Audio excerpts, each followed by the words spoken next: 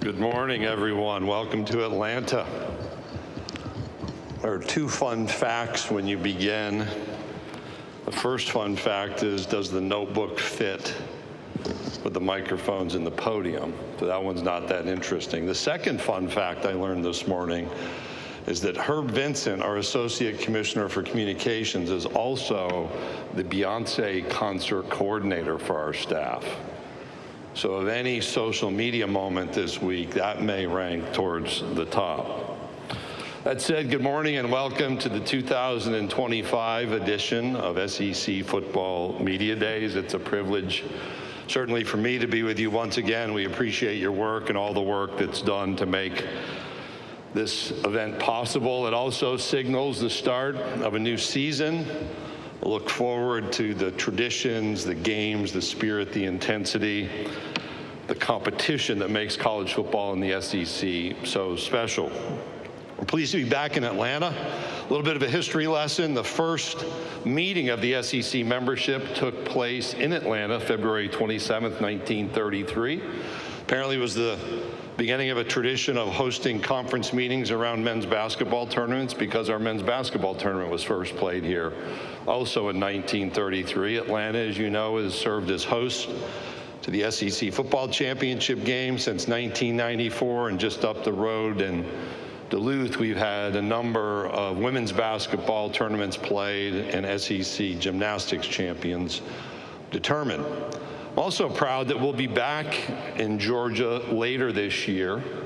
After a 20-year hiatus, the SEC volleyball tournament returns. We will be in Savannah, Georgia, November 21st through the 25th at End Market Arena, again in Savannah, and we're looking forward to that event. But since we're here to talk about football, let me first express some appreciation for what's done around the game of college football in the city of Atlanta. First, we're pleased to be back here with a football field in front of us at the College Football Hall of Fame, and it's always fun to see goalposts when you're talking. The 2025 season will kick off a few blocks from here at Mercedes-Benz Stadium when on Saturday, August 30th, Tennessee plays Syracuse, and the next day, Sunday, August 31st, South Carolina plays Virginia Tech. Plenty going on that weekend, but noteworthy that we'll be back here to kick off the season with those football games. Our championship game is a December tradition here in Atlanta. We appreciate Arthur Blank, the Atlanta Falcons organization, and everyone around Mercedes-Benz Stadium that provides an incredible experience for our participants and for our fans. I want to thank the Atlanta Convention and Visitors Bureau. You don't understand how many mechanics there are to pull off something like this. Law enforcement, the city of Atlanta, everyone that makes things work smoothly. We're also pleased and really proud of our affiliation with Regions Bank. Regions serves as the title sponsor for the SEC kickoff, and you can see Regions embedded around us, and I'll have another note about how they contribute to support our student athletes through the year in different ways. Before I move on, I'll just make a note that we are adding to our sponsor program, Wayne Sanderson Farms. We have several members of the Wayne Sanderson Farms leadership team here with us this morning, and I thank them for their support. Wayne Sanderson Farms has over 26,000 employees and over 2,000 family farms spread across the southeastern footprint. While I was preparing my remarks for Media Days, I recall that last time we were here in Atlanta, one of my backstage conversations, and I've noted this, included the discussion of why powdered wigs went away and neckties remained, and that was with Mike Leach. I just want to make a note that we appreciate an adjustment made by the National Football Foundation to change the qualifying criteria for head coaches that makes Mike and others eligible for election into this College Football Hall of Fame. We also, since we last gathered, lost Bob Holt, and we've saved a spot right around where Bob usually sits to honor Bob. Bob, as you know, worked with the Arkansas Democrat-Gazette. He was pretty quick with a question here and always asked a question with a smile. That did not mean that you might like the question he was asking with a smile. but he had a special way about him, and we miss Bob and respect and honor his memory. Last month, we had a loss in the Southeastern Conference family. Bobby Gaston, who served in a variety of capacities, passed away at the remarkable age of 101, and Bobby was still a regular attender of the SEC football championship game. Atlanta was home for Bobby, as was the SEC during his playing career at Georgia Tech when he was a teammate of Frank Broyles. He spent 50 years working in the SEC's officiating program, and we didn't have social media then, but I'm sure we didn't get them all right during that time frame. The last 18 years of those 50, he served as the program's leader. And we remain grateful for Bobby and his work and contributions, and extend our best wishes to his wife, Gail. We also, at a time when we can't ignore, in fact, we intentionally remember what happened over the last week and a half or so in the Texas Hill Country in the Central Texas area. And yesterday, traveling down here, listening to news reports that the rains were coming again and emergency warnings were being issued. Watching from afar, it's been an unimaginable loss of life to see. I cannot imagine the grief that families and friends and neighbors and relatives are experiencing, not only across our universities in the state of Texas, but across this region, as you start to understand through these stories the depth of relationships that exist. We offer our thanks to first responders, to emergency workers, and even to those who try to help, whether it's through a search, through debris moving, or simply by giving someone a hug. We also know that closer to this location last fall, and I saw it as I drove last spring from Knoxville to Greenville to be a part of our SEC women's basketball tournament, the devastation left by Hurricane Helene and the impact on real lives. In fact, we were in Asheville, North Carolina for the Collegiate Commissioners Association meeting, where that organization made a donation to a food bank. And the leader of that food bank spoke in that Asheville area of the remaining and lingering challenges faced for food security in that region. Be it individuals we know personally or tragedies we observe from afar, we share in the grief and in those losses. We also, though, look ahead to anticipation. There is joy embedded in what we do, and we take pride in what was accomplished last year. Our first as a 16-member, what I think is a super conference. For all of those of you who like to speculate about super conferences, welcome to one.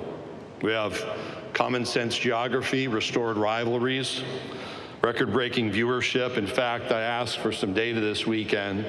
If you take the consumed viewership hours on linear TV, almost 40% of that viewership was focused on games involving Southeastern Conference universities and teams.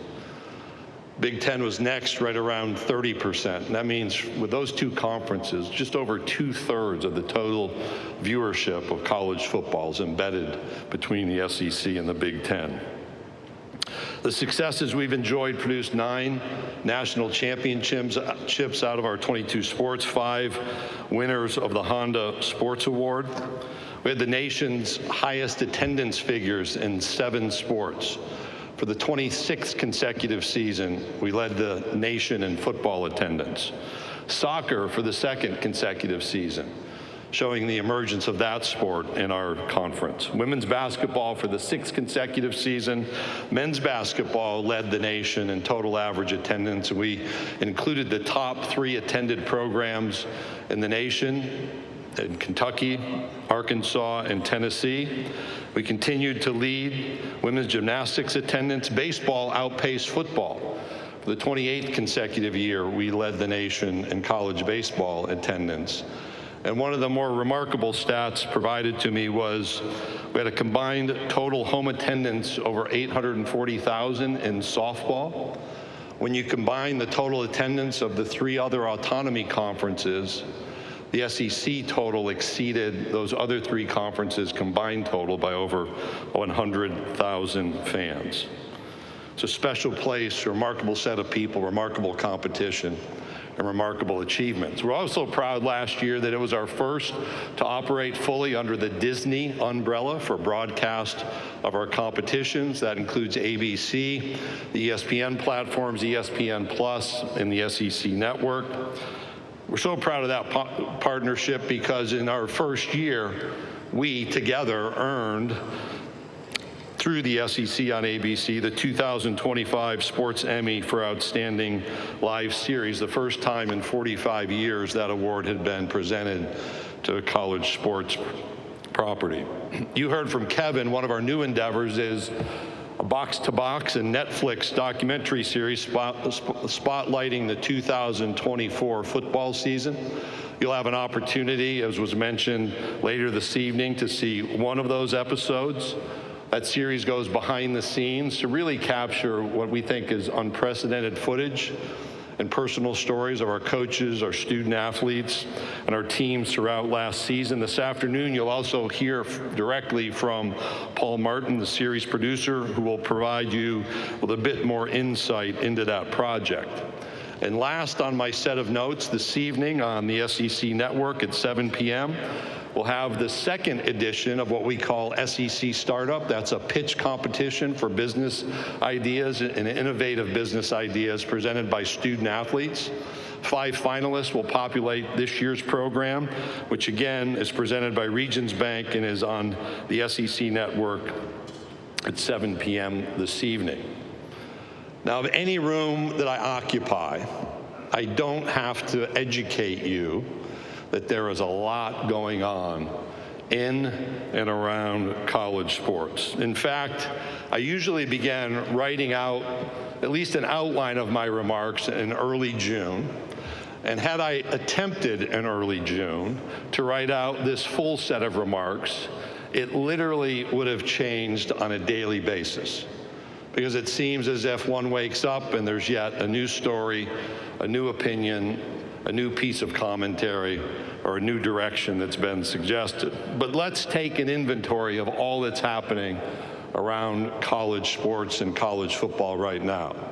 We have congressional activity. We wonder what might be the next state law to be introduced, or the next lawsuit.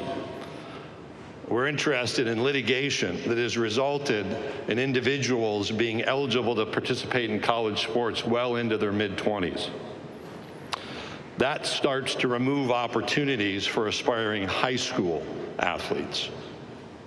There are opinions around collective bargaining, opinions around the size of the NCAA basketball tournament. There are outcomes from what is called the NCAA Division I decision-making working group. There are proposed changes to the NCAA policy that for years has prohibited gambling on college athletes and college coaches from gambling on professional sports. There are considerations and commentary related to the future of the NCAA. I've already mentioned the college football playoff as it relates to our work. Should it be at 12 or 14 or 16? Or if you wait long enough, somebody will introduce another number for consideration. The issues around the college football playoff selection committee protocol and process were noted by me at press conferences in Destin. What's the future of the SEC football schedule? Is it going to be 8 or 9 games? What do we do about our future bowl relationships? How do we implement terms of the House settlement, and what's the impact of that settlement upon non-revenue sports, on participation opportunities across all of Division I, and the sponsorship decisions around sports offered on each campus? I think the most frequent question I'm asked one-on-one, including in airports as late as yesterday, is what are you going to do about the transfer portal? There's continuing evaluation by many about the role of outside financing in college sports, often referred to quickly as private equity. There's a bit of sudden expertism, as I call it, around us, where somebody is certain to have the next great idea. And as I've shared a few times, there's no easy button for dealing with the complexities that we face. And we also have to work together effectively as conference leaders. Now, I'm not going to walk through and provide you a paragraph or two on each of those items, I know you're grateful for that reality. But let me start with the working relationship among conference commissioners, because there's commentary on that from the outside that doesn't see the inside.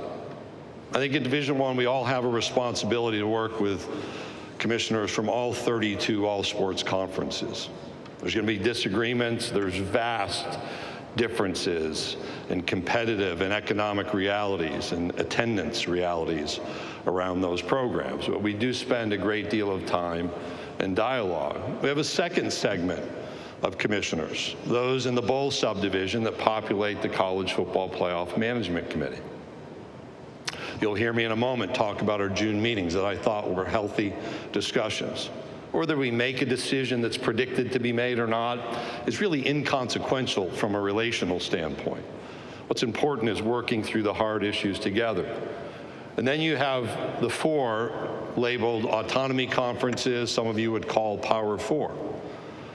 That group receives the greatest level of attention. One of the encouragements for my presidents during our time in Destin is that we should gather the four commissioners and two presidents from each of those four conferences to talk about our future, as we may have a different role in the NCAA. We face different issues at the state or federal level. And in fact, all that's happening around higher ed, those are important dialogues, and I think an indication of the recognition that we all must work together. We also announced a year and a half ago a relationship, an advisory council with the Big Ten. We've had 2 in-person meetings of our athletics directors and a number of video conferences involving the full advisory council and then subgroups, sometimes of presidents and chancellors and some of athletics directors. We had to slow down a little bit because we've had some key personnel changes among members of that advisory council, but I can assure you we will be back in conversation as we move forward. As it relates to the settlement, I thought it appropriate to use a bit of a metaphor for running a marathon. So I have run and finished 41 marathons in my lifetime. It's been a while, but I do remember the importance of getting off to the right kind of start.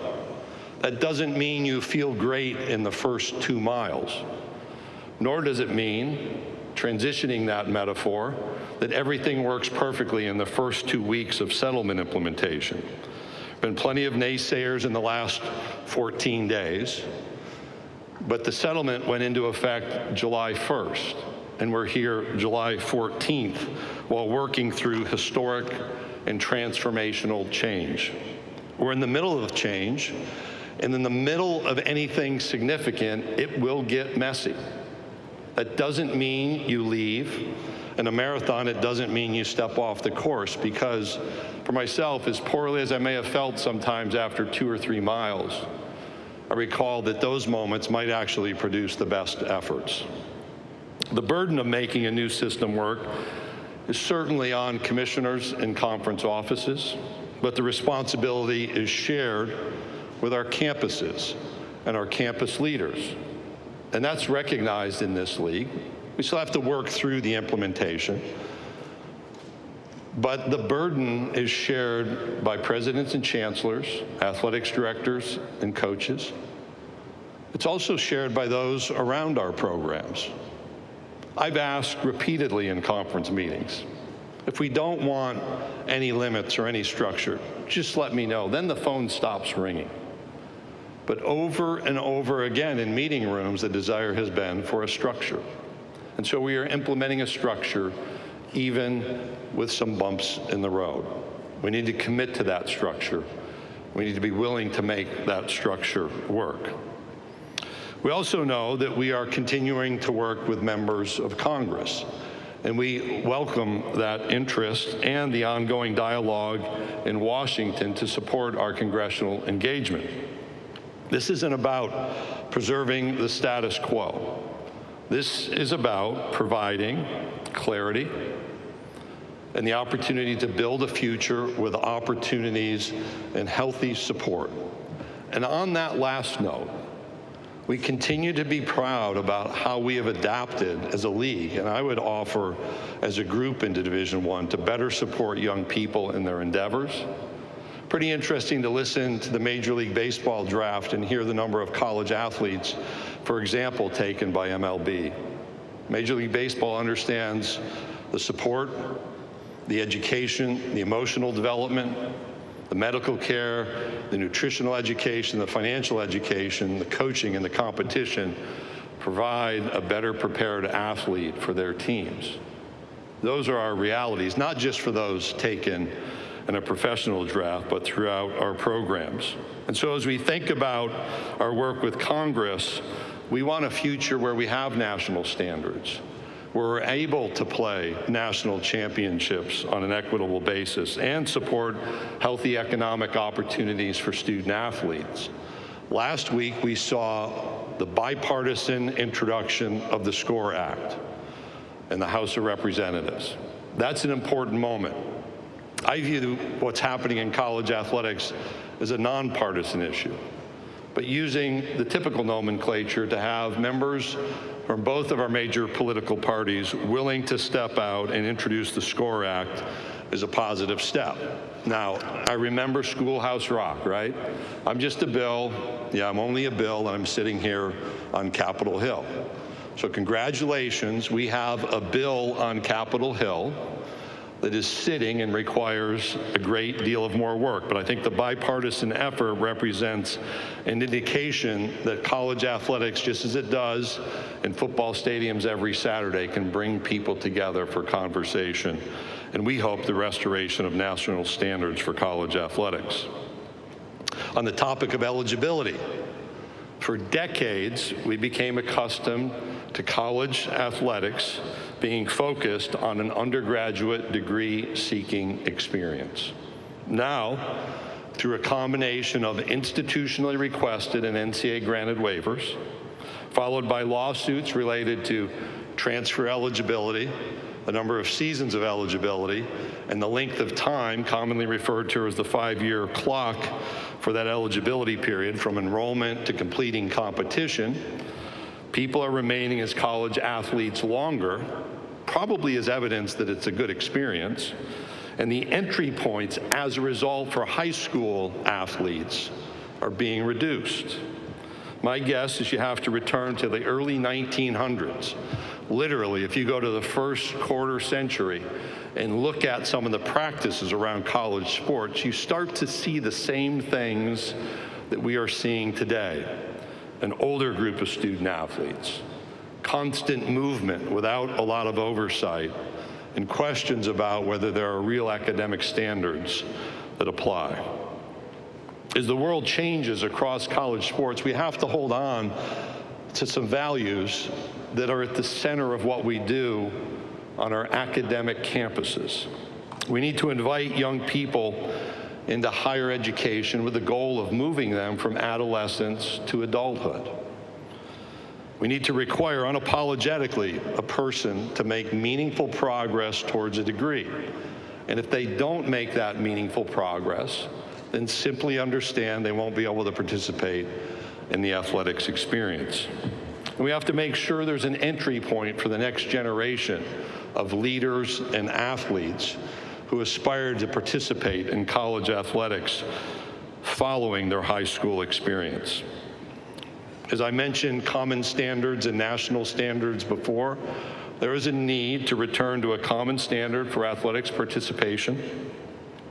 It's embedded in the undergraduate educational experience that helps foster a college-going culture to the next generation who seeks to enroll and participate in college athletics, all while requiring meaningful academic progress leading towards a degree, not subject to the whim of requested or granted waivers, and not resulting in legal decisions that will vary from courtroom to courtroom. Transitioning from eligibility to the NCAA tournament expansion in basketball, in general, we are supportive of expanding both the men's and the women's basketball tournaments. Nothing in college basketball is static, so tournament expansion is certainly worth exploring. As last season showed, the Southeastern Conference is going to be fine whether the bracket expands or not. We had a record 14 teams selected to participate in the NCAA men's basketball tournament after what is without question, a historically successful regular season. We had 10 teams tying our own record selected to participate in the NCAA women's basketball tournament. We're going to be fine, but we think there are enough quality teams to make this growth appropriate. Now, to be clear, we support expansion, but you just don't jump into it. So if there are reasons from a broadcast point, financial point, logistics point, or competitive realities that don't support expansion, then again, we're going to be fine. But in general, I think this is the right direction to at least explore. Speaking of expansion, I felt the first year of the 12-year college football playoff was a success.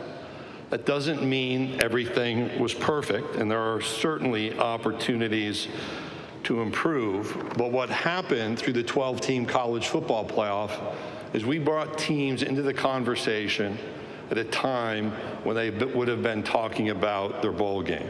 We brought teams into the national championship conversation so the young people on those teams had that national championship competition access point. I think the recent modifications by the college football playoff to adjust the seeding to be consistent with the selection committee's rankings is entirely appropriate given the adjustments in conference membership that have happened nationally since the 12-team concept was first introduced in June of 2021. Those of you with us in Destin will remember a lot of speculation going into that meeting, but what came out was we think growth beyond 12 can be positive and should be pursued. There's also a belief that the process for selecting teams to participate in the college football playoff can be updated and improved itself. That's where my earlier reference to our discussion at the June management committee meeting of the college football playoff was encouraging, because we talked about selection committee protocol. We talked about the analysis of strength of schedule and a possible new metric under the label of strength of record. Each of those is consistent with our observations out of our spring meetings.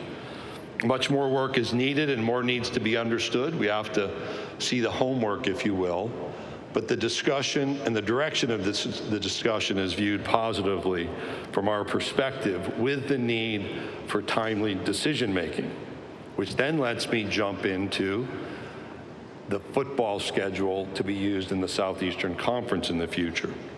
So as you write and comment about our approach to our football schedule, let me give you a few just quick hits that you are free to use. No intellectual property claim here.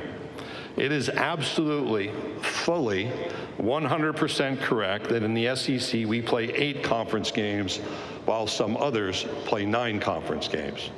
Never been a secret. Second, it's also correct that last season all 16 members of the Southeastern Conference played at least 9 games against what you would label power opponents. We had several that played 10 of their 12 games against power opponents. Some conferences have that, some don't. The same will be true this year. And we have Washington State, and we're obviously transitioning in the Pac-12 that's included in that group. And we again have several of our football teams that have 10 of those power games embedded within their schedule. I don't believe there's anyone looking to swap their conference schedule and its opponents with the opponents played by Southeastern Conference teams in our conference schedule, be it 8 or 9. I handed out a bunch of stats that created a stir in Destin that showed there's a rigor here that is unique. In the SEC, we're not lacking for quality competition among our 16 football teams. But we're going to continue to evaluate whether increasing the number of conference football games is appropriate for us. And as I've said repeatedly, understanding how the CFP will evaluate strength of schedule and even strength of record is critically important in our decision making.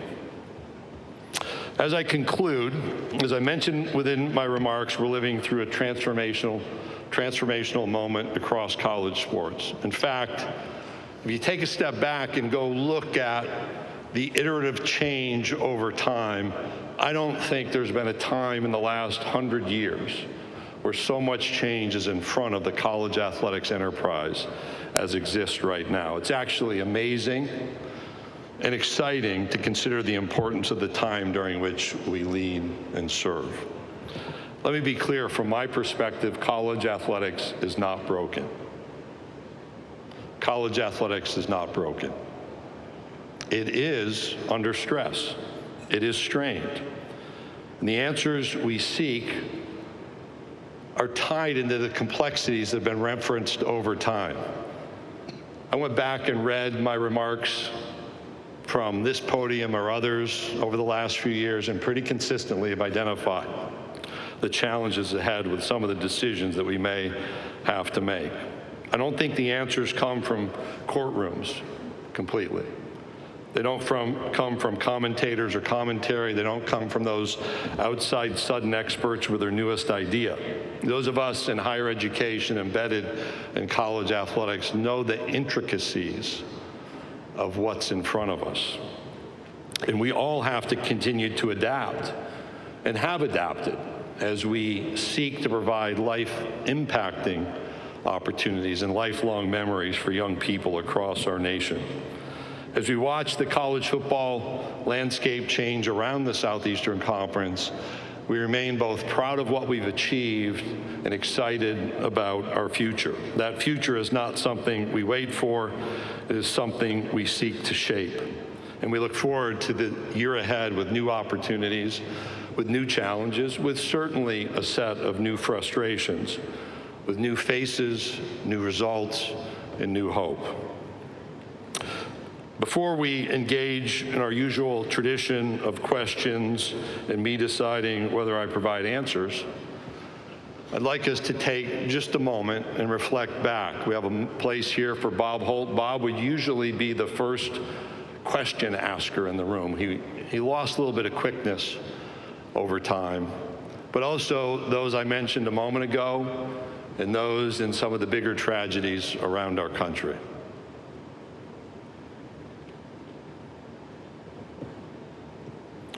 Okay, Kevin. Thank you, Commissioner.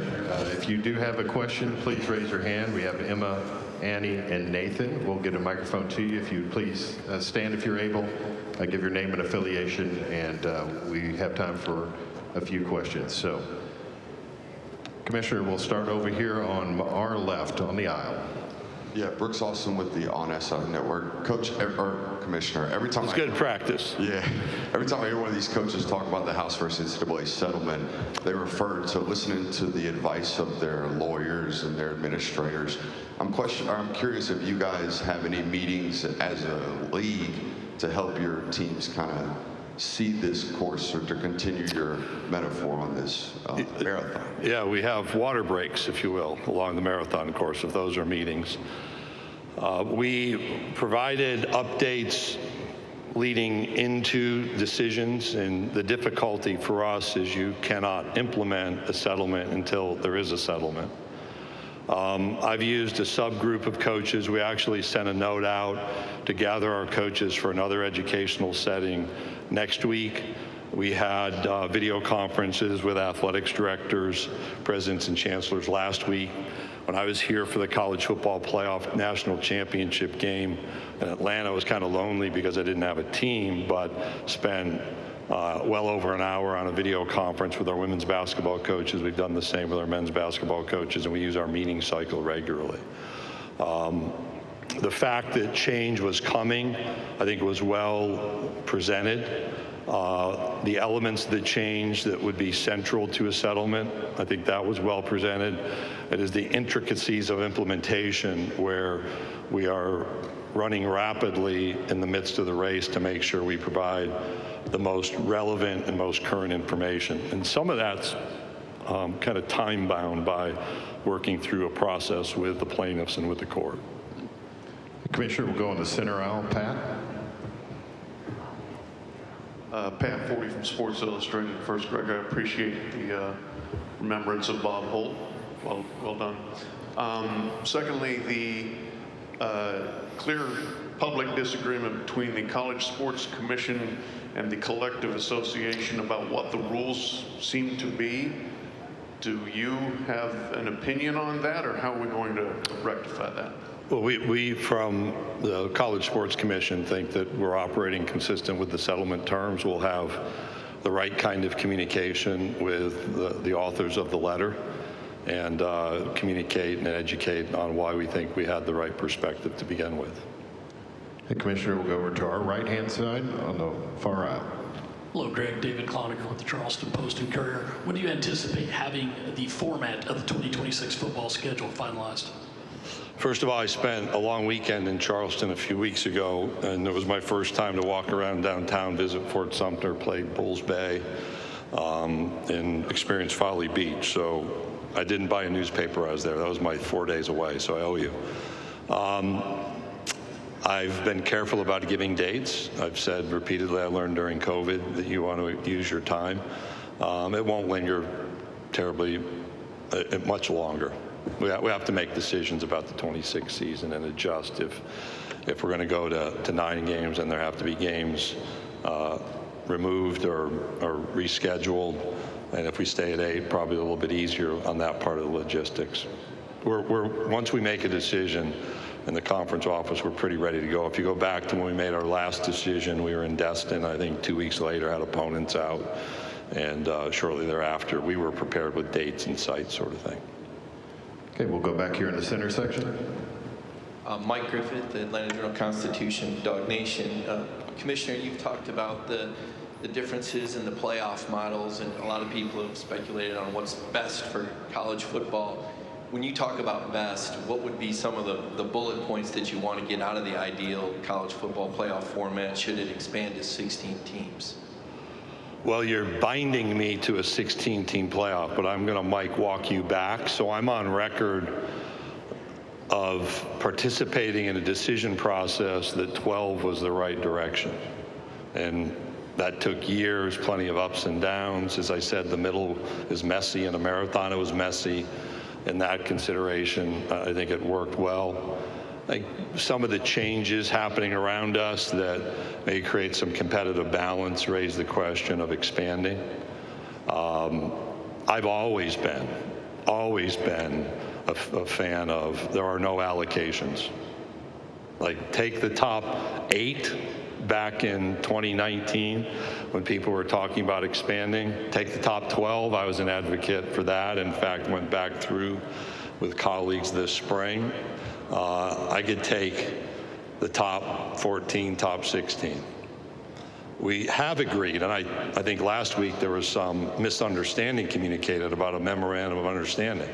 So in that memorandum of understanding, the top 5 conference champions have a role. So that's, unless you're going to go tear up the MOU, which maybe some other people want to do because of their concerns about the decision-making authority, that very clearly in that memorandum of understanding is granted to the combination of the SEC and Big Ten. Ultimately, we have to use that authority with great wisdom and discretion. But unless people want to tear it up, we're going to have 5+7, 5+9, 5+11. As I understand, doubling down, so that was one of the phrases last week. That's part of a gambling experience, as I understand. And you always want to have a really good set of cards. You want to have a good hand to play, right? And I think we have the best hand to play. So we're going to operate consistent with the MOU. There's an allocation of those 5 spots. And I guess we'll continue to debate whether expansion beyond 12 is appropriate for the college football playoff. Okay, we have time for a few more. We'll start in front of me, Commissioner. Tom. Hey, Greg. Tom Murphy, Arkansas Democrat Gazette, and I also appreciate the tribute to Bob. When the format for 2026 is set, do you anticipate, could it possibly be another 2-year fix, or would you like it to be longer term? And does either side have momentum right now? I generally like to get out of the football scheduling decision questions, right? So that suggests a longer term would be better. One of our learning experiences from our expansion to 14, and we had 2 years and then 12 years. And our discussion now is perhaps look-ins every so often would be wise. So while you might want to answer it once and for all, I do think there's an expectation that we'll at least have look-in opportunities should the schedule change. Okay, we'll go over here to our right. Kirk? Kirk Bowles from the Houston Chronicle. Greg, given the long history of revenue sharing, now that we're like 2 weeks in, what's been the early reports from your members as far as any concerns, complaints, or consensus? There's consensus about concerns and complaints. How's that? Yeah, it's anything new is going to create questions. It's not constant and overwhelming from all 16, but it's a continuing process. And I think the freak out factor is a little bit high, if you will. In other words, somebody writes something and people freak out. That doesn't mean it's accurate. All the cautions about, hey, you know, the Twitterverse isn't maybe the best resource all the time for information, or Xverse as it's known. There's a great deal of trust that we've built with our members, and so we can walk through questions where we don't have answers. We'll go seek those. Keep in mind that we're still in the process of implementing policies, and that's defined in the settlement with the plaintiffs and potentially the court oversight. So there's a process to be involved. I do think it's a reminder of the importance of continuing communication, and as I indicated in another answer, we'll keep adding points of communication as we go through this change. It's one of those, again, COVID lessons that you have to change your operating rhythm. So maybe rather than quarterly meetings, you're in monthly meetings. Rather than monthly meetings, you're in bi-weekly meetings to either give an option for questions or conversation or provide information. Okay, we'll go right over here on the second row, St. Marion. Second row. Morning, Commissioner. George Somerville from the Touchdown in the United Kingdom. I listened with some interest to what Commissioner Yormark and Scott Draper said last week in Frisco about developing their brand internationally. They went as far to say that they were looking at playing multiple games, not just in Dublin, but outside, in more than one sport. As the revenue, increases in growth and revenue become more and more important to the conference, we've talked about this before, what are your views on the SEC expanding the brand internationally? George, I'll go back and share some thoughts I've probably shared over time. One is the strength of this conference is based in our communities. That may not be the same for others, but you look at the 16 cities that host our universities, the football stadiums, the infrastructure, and what happens on a game day weekend. It's absolutely magnificent, second to none. With that said, this may build some of my credibility with you. I sat once with the Lord Mayor of Dublin to talk about playing football games involving SEC teams. We've had interest. When you take a football stadium with 100,000 fans and the economics around that football game being played in that stadium in that community, and then you transfer those someplace else, it's a lot easier to do that if a program's attendance is 20, 30,000 of their football stadiums that size. So there are some economic realities that weigh against just doing that. Personally, I'd welcome that chance, and we'll continue to explore opportunities.